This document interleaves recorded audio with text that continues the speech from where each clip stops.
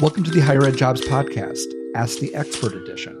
I'm Andy Hibble, the Chief Operating Officer and one of the co-founders of HigherEdJobs. And I'm Kelly Sherwin, the Director of Editorial Strategy. We're excited to have Chris Lee back for our first 2020 Ask the Expert Edition. Chris is currently a Managing Director with Storbeck Search. Over his career, Chris has served as the Chief Human Resources Officer for William & Mary, Bates College, and the Virginia Community College System.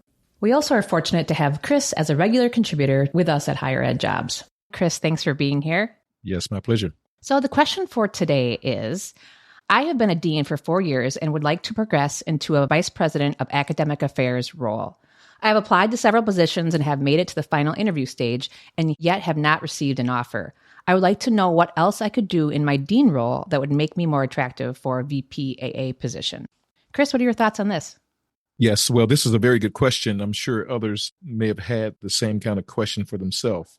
So I think here, the big thing is to diagnose the situation. If one is getting multiple interviews for a similar position, then they're likely very qualified. Then it becomes a diagnosis of what am I doing in the interview, or am I looking for the right kind of position? The question here seems to say that I should do more professional development. Like I'm getting the interviews, but I'm not getting the jobs. Like, what else could I do to be more attractive? You are attractive. If you've gotten a pattern of interviews, such as 3 or more, then you're probably well qualified. Now, having said that, being qualified and competitive and being a good fit have always been my way of describing the 3 levels of qualification for positions. Qualified candidates don't get interviews. People say that all the time, especially in my career as an HR person, hey, do you think I'm qualified for this position? Or I'm very qualified for this position, but I didn't get an interview. Well, qualified candidates don't get interviews because you assume people apply for positions they're qualified for. So the way I've seen polls is that about 50% of the people who apply are qualified. Then you got to be competitive, meaning that you have the goods plus a few other things. And then the final stage is fit, meaning that you have the goods, really good context, and then you have some strengths that are coordinated with things that are important to the job and the institution. That's the fit part. People use the word fit all the time, and usually they describe fit the wrong way. Sometimes fit can be related to what people look like, their gender, their race, and things like that. That's the discriminatory version or the biased version. Fit is really about, do you appreciate our mission? Do you understand our students? Are you familiar with the type of technologies and things correlated with this position that are important to us? So if you're an HR person or student affairs or maybe finance, do you know Banner or PeopleSoft or Oracle? Have you worked in the Big Ten? Have you worked in a community college versus a liberal arts college? Those are fit criteria. So you've been a director of XYZ multiple times. You're prepared, but have you worked with our kinds of students? So that's kind of a summary of what I think is going on with this question. So then it kind of pulls you back to what's happening in the interview, right? And how competitive is a person in interviewing. In interviewing, it's an art. I've been in my career, as you know, having written a couple books on this subject and have been an HR person and doing executive search.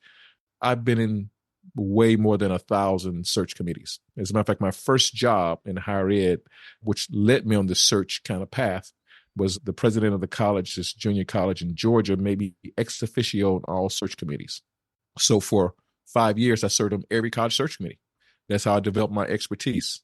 And you can't always predict what a group of people will do. I'm pretty good at it, having a lot of experience, but you can never really predict it because I think there's some art in it.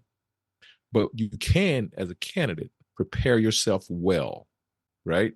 And I think that's what this person who's asking this question should be doing. And preparing well probably has 2 or 3 elements. One is doing your homework, being fluent on the institution, its priorities and things about it. One is knowing themselves and understanding how they present. And then finally, practice, rehearse. And today, with the world of Zoom and things like that, there's no excuse for people not to tape themselves, ask their friend, a colleague, or a relative, ask me some questions, pull them from HigherEdJobs, the internet, and pretend you're in an interview, and then go back and look at that and see how you communicating what you're intending to communicate. So it's mastering that art of presenting oneself, responding to questions and things of that sort. That's great, Chris. I liked how you kind of summarized it into the three areas of, being qualified, competitive, and fit, because it almost seems like you're saying it's kind of a bit of an art and science that, yeah, someone might have the qualifications, they can check off the boxes on what the job posting or what is desired, but someone might not be able to control if they are the perfect fit. And that's kind of up for the search committee to decide. Do your research, make sure that you understand what their mission, what their values are, but then also as the candidate, what your internal values are and what your mission is. And if they don't align, maybe that's not a bad thing. Maybe you're just not the right, like you're saying, fit for that institution. And I know that sometimes that's hard.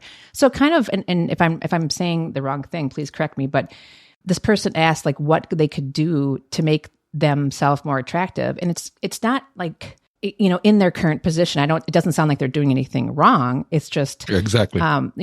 Circling back to those three things, making sure that they're qualified, competitive, and the good fit. Yeah, you bring up another point. Sometimes you're targeting the wrong organization as well. So to give you a stereotypical example, when I worked at the community college, we'd get all these people and they'd have an impressive background. They want to be a faculty member, very impressive, published this, researched this, all this stuff or whatever. And those people will be put to the side because they were not good fits. Because the community college system had a 5-5 teaching load. You're not doing research.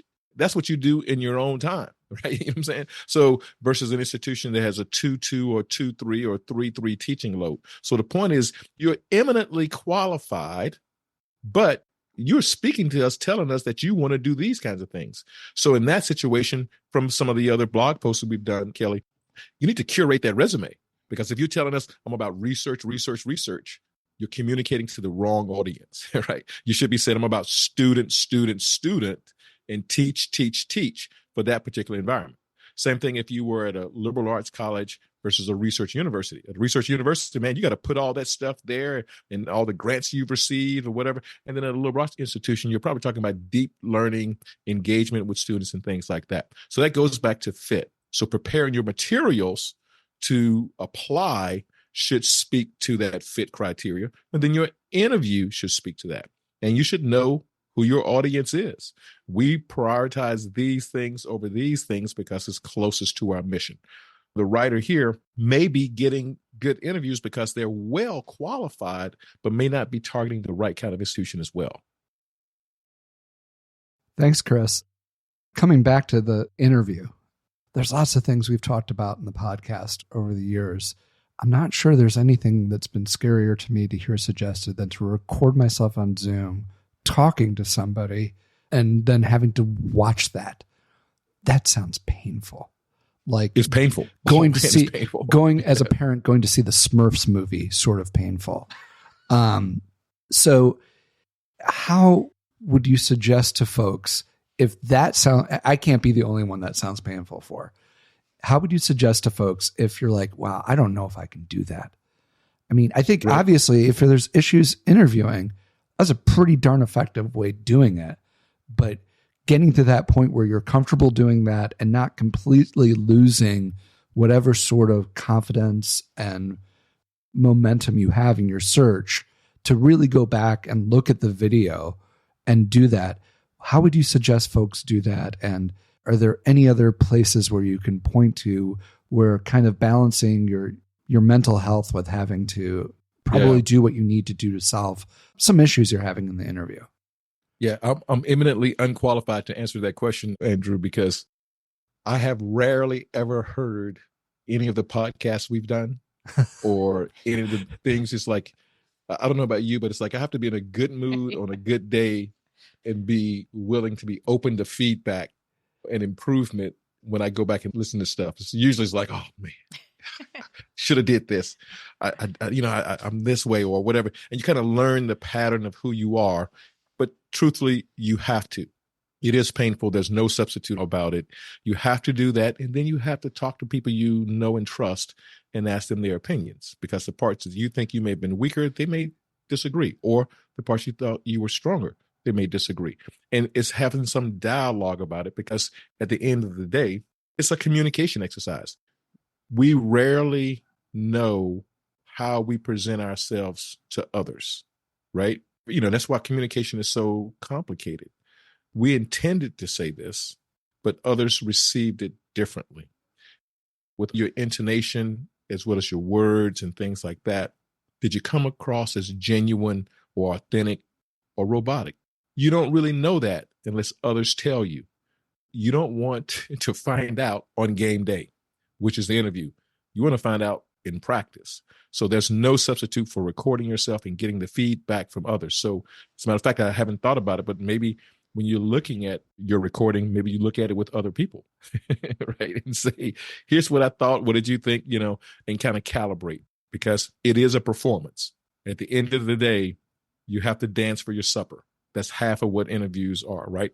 The best example is the first question, which is always, tell us a little bit about yourself and why you're interested in this job, which is really saying, tell us why we should hire you, right? Why you're so great, you know, and we really don't care about you. We really want you to tell us how great we are.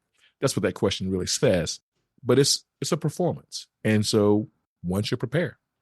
Thanks, Chris. And maybe this is the point, and we normally do this towards the end, and I think we're winding down. But in general, if you have any questions or comments or thoughts you want to share with us, please tweet me at HigherEdCareers, or please feel free to email us at podcast@HigherEdJobs.com.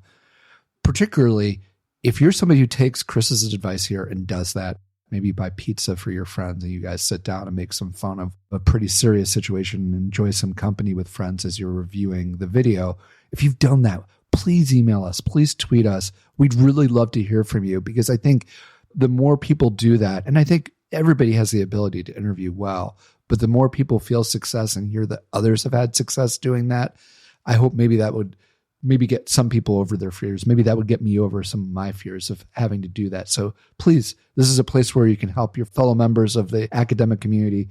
Tweet us, email us. We want to get your story out if you felt like you've done that and had some success. And Andrew, also, now that I think about it, that actually happens often, but it usually only happens for presidential candidates who have executive coaches and things like that. Because that's exactly what people do. Those mock interviews, you walk into a room, you're dressed, you're prepared, they record you. So if it's good enough for the really high stakes at bat, you know, trying to get a presidency, then it's probably good enough for everybody else as well. Well, thanks, Chris. This was great insight. We appreciate you being here today. Thanks again, Chris. And thank you all for listening. We look forward to talking soon.